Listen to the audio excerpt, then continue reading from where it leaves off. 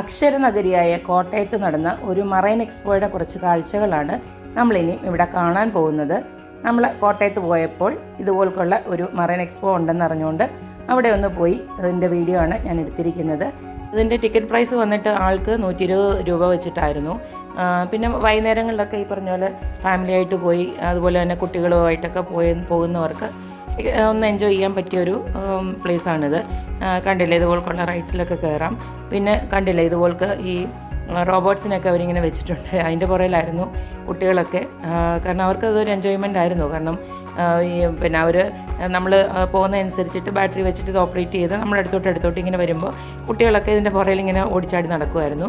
പിന്നെ ഇതുപോലെ തന്നെ കുറച്ച് ഏറെ പിന്നെ ബേർഡ്സിനെ കാണാൻ പറ്റിയിട്ടുണ്ടായിരുന്നു.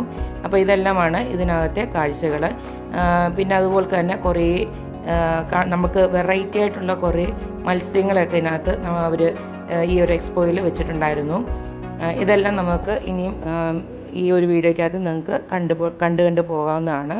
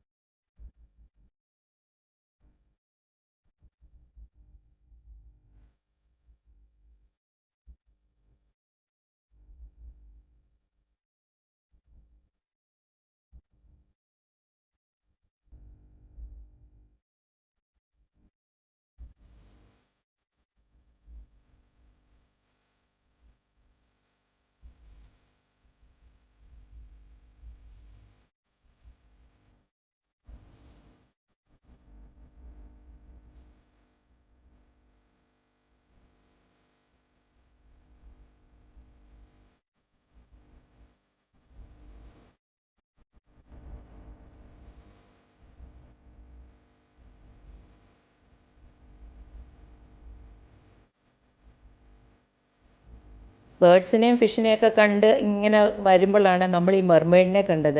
അതായത് മത്സ്യകന്യക. നല്ല ബ്യൂട്ടിഫുൾ ആയിട്ടുള്ള ഒരു മത്സ്യകന്യക. കണ്ടില്ലേ, എന്ത് രസമാണ്, എന്ത് ക്യൂട്ടാണ് അവരെ കാണാനായിട്ട്. നന്നായിട്ടുണ്ടായിരുന്നു. എല്ലാവരും ഈ ഒരു മത്സ്യകന്യയുടെ അവിടെ പോയിട്ട് എല്ലാവരും ഫോട്ടോഷൂട്ടൊക്കെ എടുക്കുന്നുണ്ടായിരുന്നു. നല്ല രസമുണ്ടായിരുന്നു. എസ്പെഷ്യലി കൊച്ചു പിള്ളേർക്കൊക്കെ നല്ല രസമായിട്ട് അവരതിൻ്റെ പുറകിൽ, അവരുടെ വിചാരം യഥാർത്ഥത്തിലുള്ള മത്സ്യകന്യകയായിരുന്നു ഇതെന്നായിരുന്നു. പിന്നെ ഇതെല്ലാം മനസ്സിലായല്ലോ, നമ്മുടെ കുട്ടിക്കാലത്ത് നമ്മൾ കഴിച്ചു മറന്ന കുറേ സാധനങ്ങൾ ഇവിടെ കാണാൻ പറ്റി. അതുകൊണ്ടാണ് ഞാനിതിൻ്റെ ഒരു വീഡിയോ എടുത്തത് തന്നെ. കണ്ടില്ലേ, ഒരു 80s ഉള്ളവർക്കൊക്കെ ഇതറിയാം. ഇത് ഇങ്ങനെയൊക്കെയുള്ള കുറേ സാധനങ്ങൾ നമ്മൾ സ്കൂൾ കാലത്തൊക്കെ നൊസ്റ്റാൾജിയായിട്ട് നമ്മൾ ഇപ്പോഴും ഈ പറഞ്ഞ പോലെ കണ്ടില്ലേ, ഇതൊക്കെ നമ്മൾ കഴിച്ച് പിന്നെ മറന്നുപോയ രുചികളാണ്. പക്ഷേ നമ്മുടെ പിള്ളേർക്കൊന്നും ഇതൊന്നും എന്താണെന്ന് പോലും അറിയില്ല. അപ്പോൾ അതിന് വേണ്ടിയിട്ട് ഒരു ഓർമ്മയ്ക്ക് വേണ്ടിയിട്ട് ഞാനിതിൻ്റെയൊക്കെ ഒരു വീഡിയോ എടുത്തതേ ഉള്ളൂ. പിന്നെ പിള്ളേരെ ആകർഷിക്കാനായിട്ട് പിന്നെ ഇങ്ങനത്തെ കുറേ കാര്യങ്ങളൊക്കെ ഉണ്ടായിരുന്നു. കണ്ടില്ലേ, കുറേ കളിപ്പാട്ടങ്ങൾ, പിന്നെ ഫുഡ് സ്റ്റോളുകളൊക്കെ ഉണ്ടായിരുന്നു. ഇതുപോലത്തെ നമ്മളത് നമ്മുടെ സ്ട്രീറ്റ് ഫുഡ് തന്നെ ഇതുപോലുള്ള കുറേയേറെ ഉണ്ടായിരുന്നു ഇങ്ങനെ കഴിക്കാനായിട്ടുള്ളത്.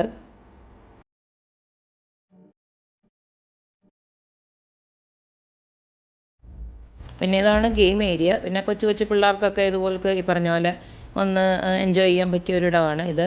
വലിയ റിസ്ക്കിയൊന്നുമല്ല, എന്നാലും തിരക്കേടില്ലാതെ പിള്ളേർക്ക് എൻജോയ് ചെയ്യാൻ പറ്റുന്നതായിരുന്നു. അതായത് ഇങ്ങനത്തെ ഉള്ള റൈഡ്സും കാര്യങ്ങളൊക്കെ ഉണ്ടായിരുന്നു. അത്ര വലിയ ഹൈറ്റിലല്ലാത്ത ഈ ഇങ്ങനത്തെ റൈഡ്സൊക്കെ ആയതുകൊണ്ട് കൊച്ചു പിള്ളേർക്ക് വരെ ഇങ്ങനെ കയറിയിട്ട് നന്നായിട്ട് എൻജോയ് ചെയ്യാൻ പറ്റിയ ഒരു പിന്നെ മറൈൻ എക്സ്പോ തന്നെ ആയിരുന്നു. അപ്പം എല്ലാവർക്കും ഇതുപോലുള്ള ഇങ്ങനെ മൊത്തത്തിലൊരു എന്താ പറയുന്നത്, രാത്രിയൊക്കെ ആകുമ്പോഴത്തേനും കുറേ ലൈറ്റും കാര്യങ്ങളും കുറേ ആൾക്കാരും എല്ലാം കൂടെ ഒക്കെ ആകുമ്പോഴത്തേനും ഒരു എൻജോയ്മെൻറ്റ് തന്നെയാണ്. കണ്ടില്ലേ, ഇതുപോലുള്ള റൈഡ്സിലൊക്കെയാണ് ഇതുപോലുള്ള റൈഡ്സാണ് അവിടെ മെയിൻലി ഉണ്ടായിരുന്നത്.